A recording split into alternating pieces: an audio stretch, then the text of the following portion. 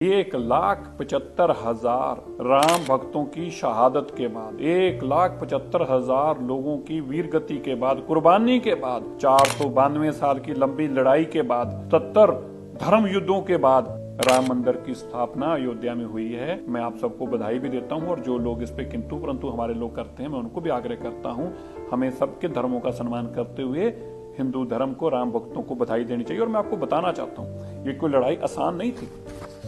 जो लड़ाई देश के प्रधानमंत्री ने आपको जीतकर नरेंद्र मोदी जी ने दी है, प्रभु राम ने ये शायद उनसे सेवा लेनी थी, वरना 492 साल तक भी कोई छोटे लोग इस लड़ाई को नहीं लड़ रहे थे। मैं याद करा दूं, 1528 में जब बाबर ने पहली बार यहाँ पर मंदिर को तोड़ने का काम किया, ये मंदिर इतना मजबूत था कि तोपों के साथ इसको तोड़ने का काम किया गया। और उस वक्त भी हिंदू बहुत लड़े और हजारों की तादाद में तब भी हिंदुओं की शहादत हुई, लेकिन वो अपना मंदिर नहीं बचा पाए। इसके बाद इसी मंदिर को बचाने के लिए पार्टी नरेश मेहताब सिंह को जब पता चलता है, तो मेहताब सिंह इस मंदिर को बचाने के लिए निकलते हैं और 17 दिन तक इस लड़ाई को लड़ते हैं। लेकिन इस लड़ाई को लड़ते लड़ते मीर बाकी, जिसने ये मंदिर को ध्वस्त किया था औरंगजेब के कहने पे, उसकी जीत होती है और 17 दिन के बाद ये सभी लोग हजारों की तादाद में जो लड़ने के लिए आए थे, ये वीर गति को प्राप्त होते हैं। जब ये जानकारी हंसवर रियासत के राजा रणविजय सिंह को पता चलती है, तो अपने पुरोहित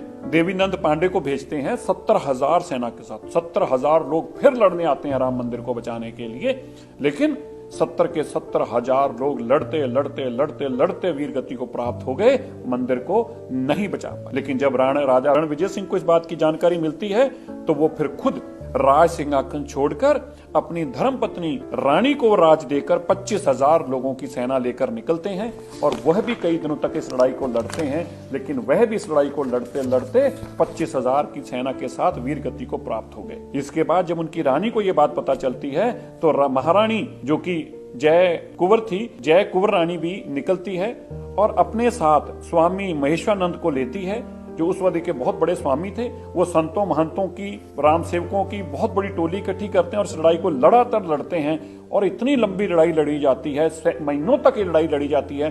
राम मंदिर पे वो वापस कब्जा स्थापित करने में कामयाब होते हैं, लेकिन इतने में मुगल सेना इतनी बड़ी तादाद में आती है कि 2 साल तक वो जो कब्जे में बैठे रहे थे, 3 साल तक, लगभग 2 से 2.5 साल तक, रानी को भी वो कब्जा छोड़ना पड़ता है और लड़ते लड़ते लड़ते वह भी वीर गति को और उनके साथ स्वामी महेश्वरानंद भी वीर गति को प्राप्त होते हैं। यहाँ पर बात नहीं रुकती, मीर अली की जीत होती है।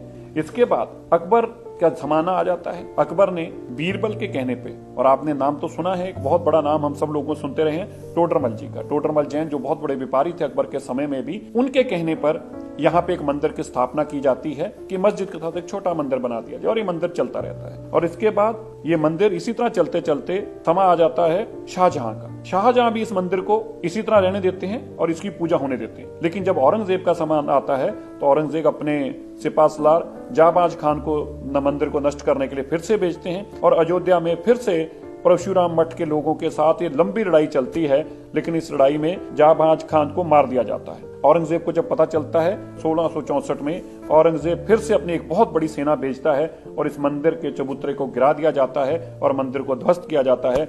और इसी जानकारी को मिलते ही अमेठी के राजकुमार गुरदत्त सिंह जो थे, वो अपने साथ पीपरा के राजकुमार को लेकर पहुंचते हैं, लेकिन वो इस मंदिर को बचाने में नाकाम रहते हैं और लड़ते लड़ते लड़ते लड़ते वह भी वीर गति को प्राप्त हो जाते हैं। लेकिन इस लड़ाई के दौरान यह साबित हो जाता है कि यहाँ पे मंदिर भी रहेगा और मस्जिद भी बनी रहेगी और मंदिर की पूजा की अनुमति फिर से मिल जाती है। इसी दौरान अंग्रेजों का राज आ जाता है और फिर दोबारा से लड़ाई लड़ी जाती है और इस लड़ाई के दौरान बहुत बार वहां पे जद्दोजहद होती है और मंदिर की स्थापना हुई रहती है। रामलला की मूर्ति भी स्थापना हो चुकी होती है और इसको मंदिर भी चलने दिया जाता है और मस्जिद भी बना रहता है। लेकिन फिर मुलायम सिंह जी की सरकार आ जाती है। तो आपको याद है देश आजाद होने के बाद क्या हुआ, वहां पे राम सेवकों को मारा गया और ऐसे भी बताया जाता है कि गोलियों से भुना गया और यह भी बताया जाता है कि कुछ लोगों को तो हाथ पैर बांधकर सरयू नदी के अंदर फेंक दिया गया था जिंदा। ये सब संघर्ष जो हुआ है, ये 77 बार धर्म युद्ध हुआ है। मैंने आपको बहुत छोटी छोटी 3-4 वाकये बताए हैं। मैं 2.25 लाख वो कह रहा हूं जो आंकड़े इस के अंदर है, और इसके साथ और कितनी लड़ाइयां हुई हैं वो